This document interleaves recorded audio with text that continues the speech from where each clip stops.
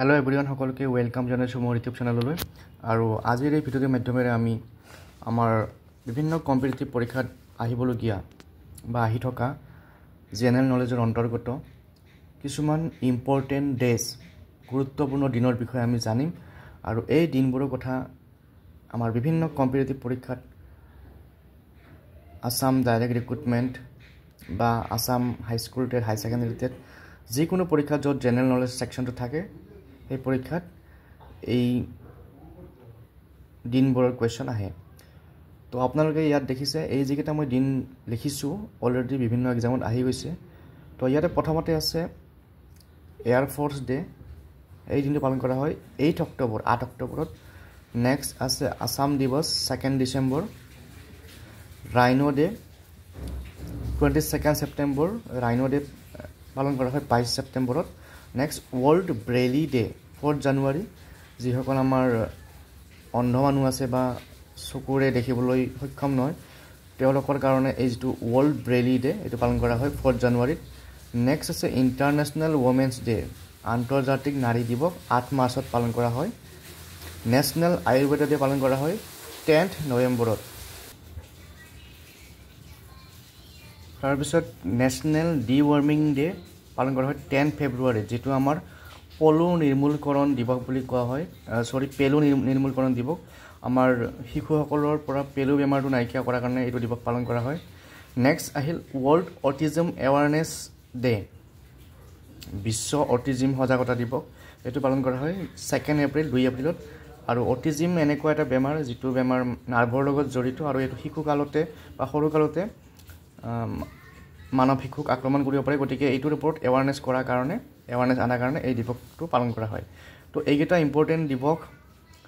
already recent পৰীক্ষাবিলাকত আহি গৈছে সেই কাৰণে মই এইকেইটা স্পেশালি সৰ্ট আউট কৰিছো তাৰপিছত আৰু কিছুমান ইম্পৰ্টেন্ট ডেজ আমি চাম আপোনালোকে চেনেলটো যদি ফাৰ্স্ট টাইম চাই আছে কাইণ্ডলি সাবস্ক্ৰাইব কৰি লব আৰু ভিডিওটো শ্বেয়াৰ কৰিব যাতে সকলোৱে এই ডাটাখিনি পাই যায় আৰু পৰীক্ষা প্ৰিপাৰেচনত যাতে সকলোৰ কামত আহে তাৰপিছত ইয়াৰ পিছত আমি পাম ইয়াতে আছে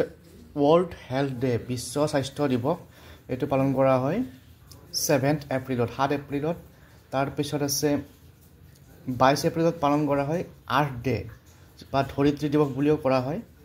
22 এপ্ৰিলত আৰ্থ ডে পালন কৰা হয় নেক্সট আছে 25 এপ্ৰিলত 25 এপ্ৰিল পালন কৰা হয় ওয়াৰ্ল্ড মেলেৰিয়া ডে বিশ্ব মেলেৰিয়া দিৱস আৰু 9th মে পালন কৰা হয় ৰবীন্দ্ৰ জয়ন্তী আমাৰ কবিগুৰু ৰবীন্দ্ৰনাথ ঠাকুৰৰ স্মৃতিত পালন কৰা হয় ৰবীন্দ্ৰ জয়ন্তী আৰু দিনটো হৈছে 9th মে 9 মে 11 মেত পালন কৰা হয় সায়েন্স এণ্ড টেকনলজি ডে তাৰ পিছত 31 মে 31 মেত পালন কৰা হয় ওয়াৰ্ল্ড নো টোবেকো ডে বিশ্ব ধঁপাত বিৰোধী দিৱস 31 মেত পালন কৰা হয় তাৰ পিছত 5 জুনত পালন কৰা হয় ওয়াৰ্ল্ড এনভাইৰনমেন্ট ডে বিশ্ব পৰিৱেশ দিৱস এটো সকলোৱে জানে নেক্সট 20 জুনত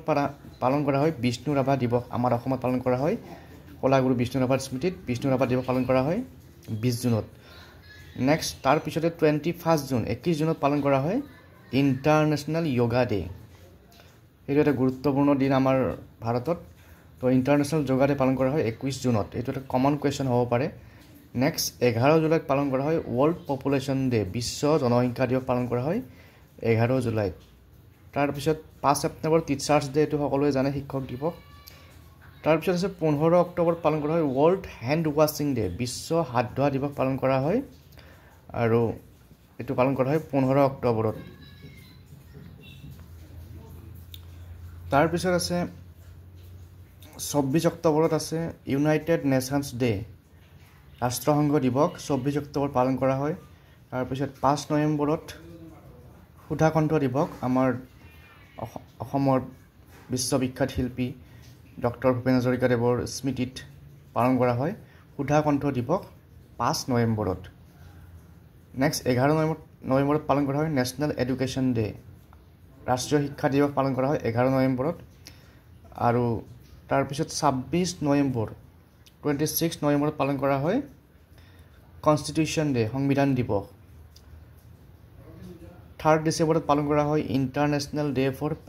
পাৰ্সনস উইথ ডিসেবিলিটিজ আমাৰ বিশেষভাৱে সক্ষম লোকসকলৰ আন্তৰ্জাতিক দিৱস পালন কৰা হয় 3 ডিসেম্বৰ এইটো এটা ইম্পৰ্টেণ্ট ডেজ সকলোৱে মনত ৰখাটো দৰকাৰ নেক্সট আছে 1 ডিচেম্বৰত পালন কৰা হয় ৱৰ্ল্ড এইডছ ডে বিশ্ব এইডছ দিৱস এইটো পালন কৰা হয় 1 ডিচেম্বৰত তাৰপিছত আছে 7 জানুৱাৰীত আৰু 7 জানুৱাৰীত পালন কৰা হয় শিল্পী দিৱস আৰু 28 ফেব্ৰুৱাৰীত পালন কৰা হয় নেশ্যনেল সায়েন্স ডে ৰাষ্ট্ৰীয় বিজ্ঞান দিৱস পালন কৰা হয় 28 ফেব্ৰুৱাৰী তাৰপিছত 4 মাৰ্চত পালন কৰা হয় ৱৰ্ল্ড চাইল্ড প্ৰটেকশ্যন ডে শিশু সুৰক্ষা দিৱস এইটো পালন কৰা হয় 4 মাৰ্চত 4 মাৰ্চত নেক্সট আছে 22 মাৰ্চত ৱৰ্ল্ড ৱাটাৰ ডে বিশ্ব জল দিৱস পালন কৰা হয় 22 মাৰ্চত তো এইখিনি ইম্পৰ্টেণ্ট ডেজ আপোনালোকৰ বাবে শ্বেয়াৰ কৰিলোঁ আশা কৰিছোঁ আপোনালোক ভিডিঅ'টো শেষলৈকে চাব আৰু মনত ৰাখিব আৰু পাৰিলে নোট কৰি ল'ব পুনৰ এনেকুৱা ধৰণৰ ভিডিঅ'লৈ আহিম আজিলৈ এৰিছোঁ থেংক ইউ